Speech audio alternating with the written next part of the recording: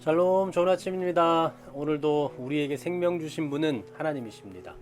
당연한 것으로 여기지 않고 오늘도 감사로 이 하루를 시작하셨으면 좋겠고, 또 이 말씀을 통해서 우리에게 주시는 그 교회에 대한 참 교훈을 바르게 배우며 그것을 통해서 또 우리 삶 가운데서 또 우리 교회 가운데서 적용해가는 그런 은혜가 있기를 간절히 소망합니다.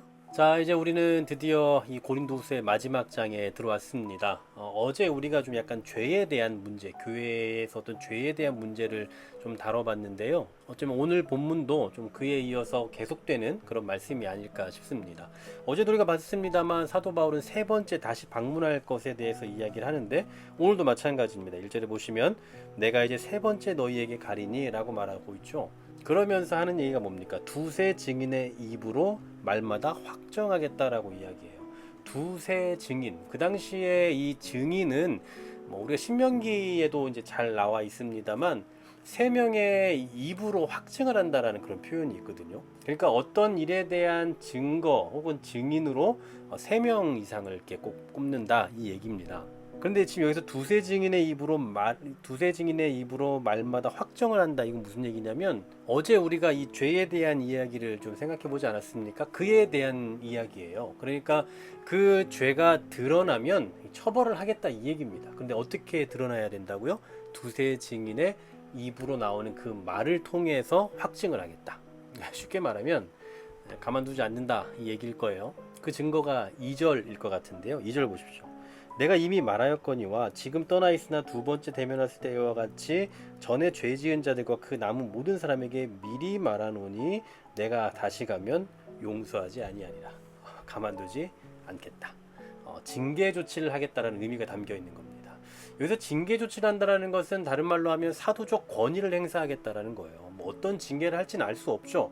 아마도 학자들은 성찬 어떤 그 교제에 참석을 시키지 않을 것이다. 이런 쪽으로 보기도 합니다만 정확히 알 수는 없을 것 같아요. 근데 중요한 건 뭡니까? 사도 바울이 그 죄에 대해서 그냥 두지 않겠다라는 거예요. 이걸 통해서 뭘 보여주는 겁니까?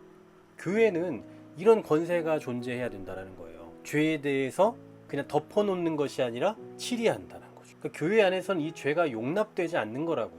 어제도 말씀드렸지만 다시 말씀드릴게요. 교회는 죄인을 받아들이고 용납해야 되지만 죄를 받아들이고 죄를 드러내고 행하는 곳이 되어서는 절대 안 된다는 겁니다. 교회 안에서 혹은 그 성도가 성도로서의 본이 되지 않고 계속해서 죄를 지을 때에 그것을 그냥 덮어놓고 용서만 하는 것이 아니고 그에 대한 대책이 분명히 있다라는 사실이에요. 그 과정을 성경을 통해서 보면 어떤 개인이 죄를 지었잖아요. 그러면 권고를 합니다. 개인적으로. 이제 몰래 조용히 가서 이야기를 하겠죠. 그리고 두세 사람의 증인을 통해서 그것을 확증을 해요. 그러면 이제 그 문제가 이제 교회로 오게 되겠죠.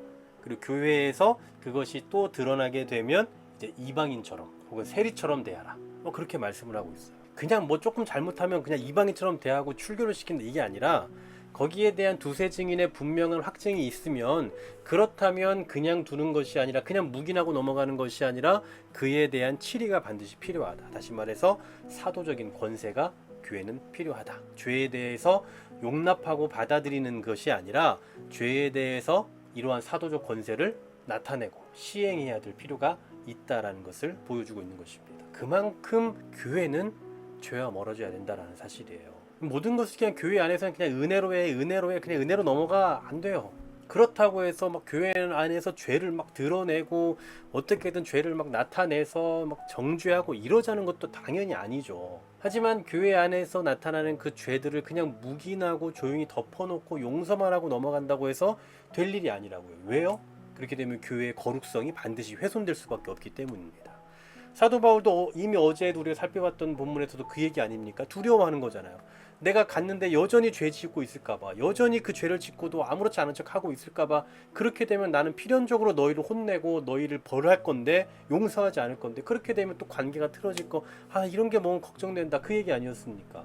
그러므로 오늘 이 말씀을 통해 다시 한번 우리의 교회가 얼마나 거룩해져 가야 되는지, 우리의 교회가 죄로부터 얼마나 멀어져 가야 할 것인지, 분리되어야 할 것인가를 다시 한번 생각하는 기회가 되었으면 좋겠고요. 교회는 뭐든지 그냥 은혜로 해, 그냥 은혜로 넘겨, 그냥 은혜로 받아, 이렇게 가서는 안 된다라는 거. 은혜로 해가 결국은 교회의 거룩성을 훼손시키게 된다라는 거. 그것을 우리가 주의하면서 교회가 얼마나 거룩하게 서야 할 것인지, 우리의 교회의 거룩성을 다시 한번 좀 생각해보고 그 거룩성을 나타내고 이루어가는 일에 있어 힘쓰는 우리 본인, 우리 자신들이 될 수 있도록 더욱더 기도하며 간구하면서 교회의 교회다움을 나타내고 만들어가는 주역들이 되는 우리 모두가 되시기를 간절히 소망합니다. 하나님, 당신께서 세우신 주의 교회는 거룩한 공동체이며 거룩을 추구해야 하는 공동체인 줄로 믿습니다. 이 일을 위해서 우리가 더욱더 신중하게 교회를 대할 줄 알게 하시고, 단순히 그냥 은혜로 넘기자 이것이 우리의 습관처럼 되는 것이 아니라 교회의 거룩성을 유지해 가기 위해서 우리의 죄에 대하여 조금 더 단호한 자세를 취할 줄 아는 그런 교회로서의 모습을 갖추게 하시고, 그로 인해 교회의 교회됨을 가장 잘 드러내는 우리 모두가 되게 하여 주옵소서. 예수 그리스도 이름으로 기도하옵나이다. 아멘.